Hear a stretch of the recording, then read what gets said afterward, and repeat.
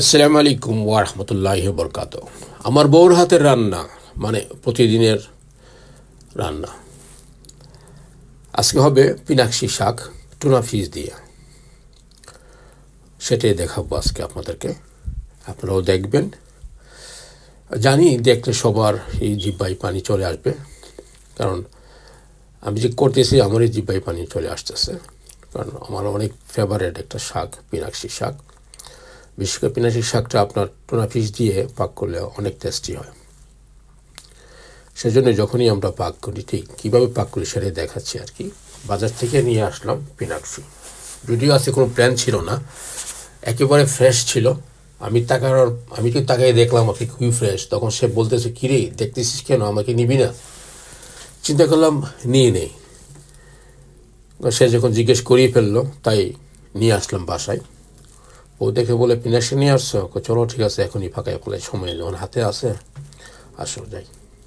তাই দুজন মিলে সুন্দর করে পরিষ্কার পরিচ্ছন্ন করে শুরু করে দিলাম আর কি পাকার। সেই সাথে আমি আপনাদেরকে শেয়ার করতেছি, কারণ আমি জানি পিনাকশি শাকটা সবারই প্রিয়। সেজন্য চিন্তা করলাম এটাও আমি আপনাদেরকে শেয়ার করব, আমার বউর হাতে রান্না। আমরা কীভাবে পাক করি এবং কীভাবে খেলে টেস্টি হয় সেটাই দেখাবো আর কি আজকে।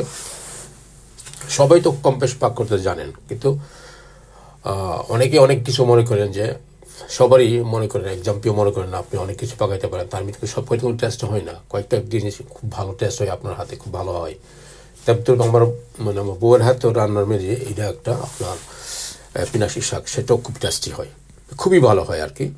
যদিও এটা আমি কীভাবে পাকাইতে হয় তাকে আমি দেখিয়ে দিয়েছি, কারণ আমি যখন ইটালিতে ছিলাম তখন আমি নিজেই পাকাইতাম, ওকে দেখাই দিতাম কীভাবে কিংবা পাকাইতে হবে, তো সেটা সেই কপি করে আর কি। তো এই জিনিসটা অ্যাকচুয়ালি ভালো, সবাই তো পারেন, কিন্তু সিস্টেম আছে কিছু, যে সিস্টেম অনুযায়ী গেলে জিনিসটা খুব টেস্টি হয় আর কি। মানে আমি সেভাবেই সেটা দেখাচ্ছি আর কি, আমরা কীভাবে খাই। অনেকে আরও অন্যভাবে পাকাই, অন্যভাবে খাই, কিন্তু আমরা এইভাবেই খাই, সেগুলি দেখা যায়। টমেটো দিই, পেঁয়াজ দিয়ে, রসুন টসুন সব কিছু দিয়েই শুরু করি। অনেকে টমেটো দেয় না পিনাকশিতে, আবার অনেকে টুনা ফিশও দেয় না, শুধু পিনাকশি শাকটাই খায়। ওটাও আবার একটা টেস্ট হয়। কিন্তু আমি যখনই খাই তখনই তার সাথে অবশ্যই টুনা ফিশ দিয়ে খাই, কারণ টুনা ফিশটা আমার একচুয়ালি ফেভারিট টুনা ফিশ। আর বিশেষ করে পিনাকশির সাথে দিলে আরও টেস্ট হয়ে যায়, মানে সুপার বুপার হয়ে যায় আর কি। সেই জন্য আমি এইভাবেই খাই, এবং শুধু আমিই না, ঠিক এইভাবে আমার মেয়েরাও অনেক পছন্দ করে। পিনাকশি শাকটা হলে তাদেরও অন্য কিছু কোনো ডিমান্ড থাকে না। বাস স্কুল থেকে এসে বাস পিনাকশি শাক দিয়ে ভাত খেয়ে ফেলবে, কাউকে জিজ্ঞেস করবে না। আর যদি কোনো কিছু না থাকে, যে মা কী দিয়ে খাবো। যাই হোক, তো এটা ছিল খুব ফেভারিট আমার একটা খাবার, বেশ কিছু খাবারের মধ্যে এটাকে ফেভারিট খাবার। তো সেই জন্যই আপনাদেরকে শেয়ার করতেছি।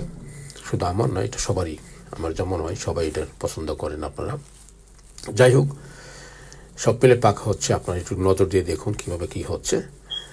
হ্যাঁ, ভালো লাগবে ইনশাআল্লাহ। আর যদি কারো খেতে মন চাই, চলে আসবেন, ওয়েলকাম, কোনো সমস্যা নেই।